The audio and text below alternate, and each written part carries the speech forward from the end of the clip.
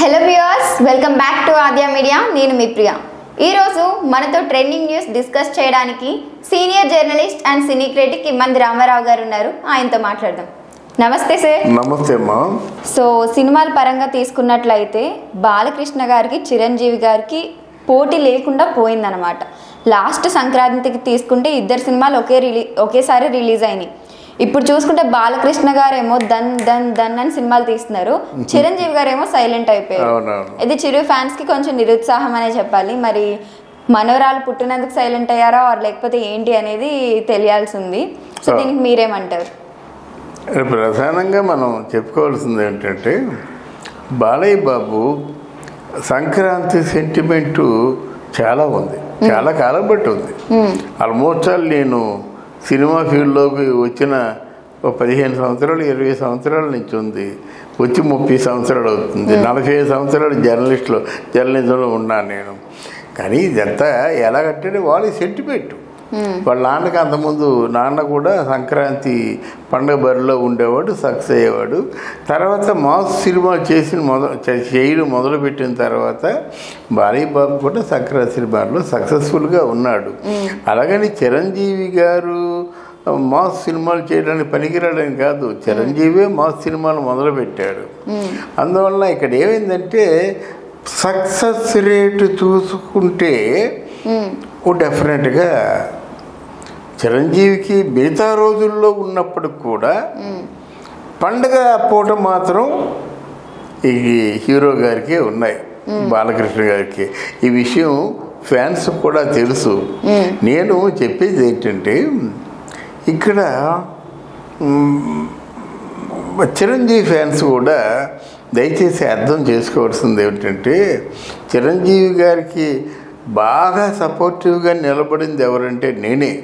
బహుశా నా వీడియోలు చూసారో చూడలేదో నాకు తెలియదు. కానీ ఎందుకంటే అటువంటి వ్యక్తి, ఒక ఉత్తమోత్తమైనటువంటి ఒక హ్యూమెనిటీ ఉన్నటువంటి వ్యక్తి కనుక ఆయన చేస్తున్నాం. కొంతమంది ఫోనుల్లో నాతో మాట్లాడుతున్నారు, ఏమిటండి మీరు బాలకృష్ణ గారు అంటే, బాలకృష్ణ గారు కాదు, బాలకృష్ణ గారికి ఉన్నటువంటి ఫ్యాన్స్ అలాంటి వాళ్ళు.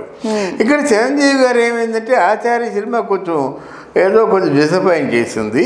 తర్వాత గాడ్ ఫాదర్ సినిమా కూడా కొంచెం డిసప్పాయింట్ చేసింది. ఇప్పుడు వచ్చే సినిమా బాగుండాలి కదా, బాగుండాలంటే దాని మీద కాన్సన్ట్రేషన్ చేయాలి కదా. వచ్చే సినిమా ఏది? బోళాశంకర్. మరి కాన్సన్ట్రేషన్ చేయాలి కదా. మరి ఈలోగా నాటు సినిమా పాటకేమో అవార్డు రావడం, ఇద్దరు చరణ్ వెళ్తే అక్కడ అమెరికాలో రేడియో స్టేషన్లో కూడా మన టీవీ ఛానల్స్లో కూడా ఆయన ఇంటర్వ్యూస్, ఆయన తాలూకు ఎక్స్క్లూసివ్ స్పీచెస్ ఇవన్నీ బాగా పాపులర్ అయ్యాయి కదా. దాని తోడు అక్కడ సల్మాన్ ఖాన్ చిరంజీవి ఫ్రెండ్ ఉన్నాడు, పెద్దవాళ్ళు పరిచయం చేశాడు. ఇవన్నీ ఫాలోఅప్ చేయాలి కదా. అలాగే ఈ అమ్మాయి పేరు సల్మాన్ ఖాన్, ప్రియాంక చోప్రా, ఆవిడ కూడా చాలా హెల్ప్ చేసిందన్నమాట. అందువల్ల ఆయన స్తబ్దుగా ఉండిపోవడం కాదు, ఎన్ని పనులతో బిజీగా ఉన్నాడు ఒకటి. రెండవది ఏంటంటే, ఇక్కడ శంకర్ సినిమా కొంత అనుకున్న దానికంటే పైన ఎప్పుడు అంతే, ఇప్పుడు కొత్తగా కాదు. శంకర్ సినిమా బాగా ఫైనాన్షియల్గా వెనకబడిన పరిస్థితులు ఉన్నాయి అన్నమాట. దానికి ఈ సన్నాసులు ఏం చేస్తున్నారు, కొరటాల శివ సినిమాతో పోలుస్తారన్నమాట. ఏంటంటే, కొరటాల శివ దగ్గర శంకర్ సినిమా ఏముంది అనువు చేస్తారంట. శంకర్ అంటే ఏమనుకున్నారు, ఇండియాలో మొట్టమొదటి టెక్నీషియన్ ఎవరంటే శంకరే కదా. ఒక భారతీయుడు చాలు, ఒక జెంటిల్మెన్ చాలు, తర్వాత ఒక జీన్స్ చాలు.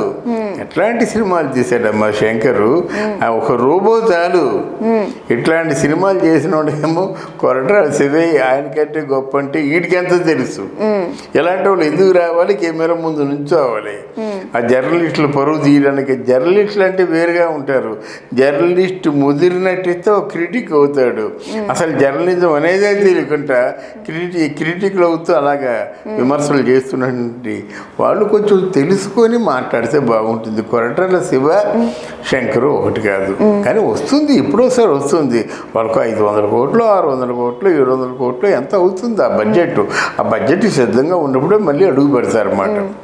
అయితే ఇక్కడ రామ్ చరణ్ కొంత రెస్ట్ తీసుకున్నాడు. ఎందుకంటే ఇట్లాంటి ఒక భార్య ఇలాగా ప్రసవించే టైంలో ఎవరికైనా భయం ఉంటుంది, భర్తను దగ్గరే ఉంచుతారన్నమాట. అలా ఉంచమని చెప్పినట్టయితే అందువల్ల ఆయన దగ్గర ఉన్నాడు. ఇక్కడ చిరంజీవి ఏమిటంటే, చిరంజీవి గారు మళ్ళీ ఈ బోలాశంకర్ రిజల్ట్ చూసిన తర్వాతే మళ్ళీ సినిమాలోకి వస్తారన్నమాట. అక్కడ అలా ఆడికి ఏముంది, దానికి మన బాలకృష్ణ గారికి మళ్ళీ సినిమా ఫీల్డ్ తప్పించి రాజకీయాల్లో రావాల్సిన అవసరం లేదు.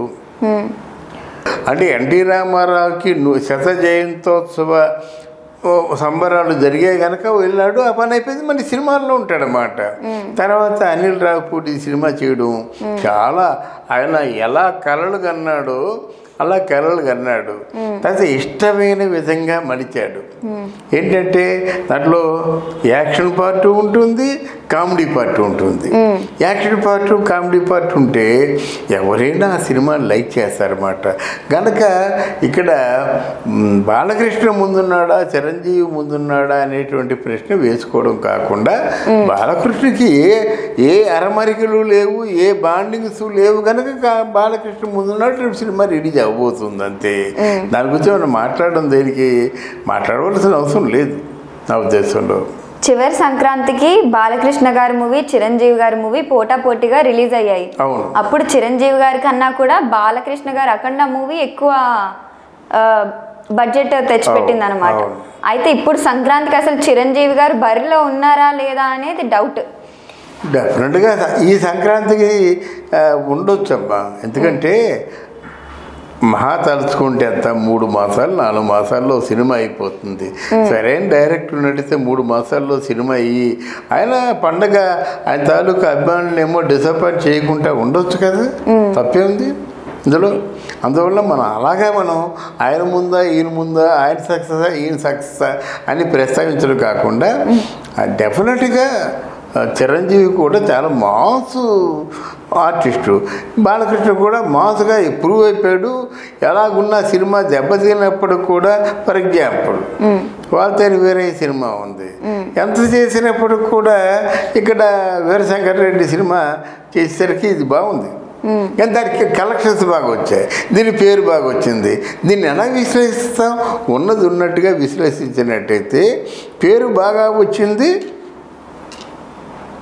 మన వీరశంకర్ రెడ్డి, కలెక్షన్స్ బాగా వచ్చింది వాల్తేరు వీరయ్య. ఇలా మనం చూసుకోవాలి. కానీ మనకున్నటువంటి ఆర్టిస్టుల్లో గొప్ప ఆర్టిస్టులు వాళ్ళిద్దరును. అంటే చాలామంది చాలా తప్పుడు మాటలు మాట్లాడుతున్నారు. ఎందుకంటే నిన్న కాకమని వచ్చి ఏదో సినిమాలు చేసినంత మాత్రంలో వీళ్ళు బాలకృష్ణ కంటే చిరంజీవి కంటే పెద్ద ఆర్టిస్టు కాదు. వాళ్ళు బతుకున్నంతసేపు ఎన్టీ రామారావు, నాగేశ్వరరావు గారిని గొప్ప ఆర్టిస్టుగానే ఫీల్ అయ్యారు. ఒక మాట అనలేదు, ఒకరోజు తక్కువ చేసి మాట్లాడలేదు. ఆ సభ్యత సంస్కారాలు ముందు వాళ్ళకు కూడా వస్తే వాళ్ళు 10 కాలాలు బతుకుతారని నా ఆలోచన. Thank you so much sir. Thank you very much.